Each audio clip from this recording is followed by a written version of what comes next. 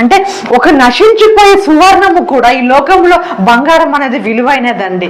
నశించిపోయే సువర్ణము కూడా అది ఒక అగ్నిలో వేసి, ఒక పుటములో వేసి దాన్ని పరిశుద్ధపరుస్తారంట. ఆ విధంగానే మనము శోధనల గుండా, పరీక్షల గుండా, మన అవసరమును బట్టి, మన పరిస్థితుల్లో, మన కష్టాల్లో మనం వెళ్ళినప్పుడు మన విశ్వాసం అంటే పరీక్షించబడి అది నిలబడాలని దేవుడు వాక్యం సెలవిస్తుందండి. అది ఒక శుద్ధ సువర్ణము లాగా మనం మన యొక్క విశ్వాసం, మన యొక్క అమూల్యమైన విశ్వాసాన్ని మనము కలిగి ఉండాలని, అది అంత మరొక యొక్క విశ్వాసాన్ని మనం పట్టుకొని నిలబడాలని దేవుడు వాక్యం సెలవిస్తుందండి.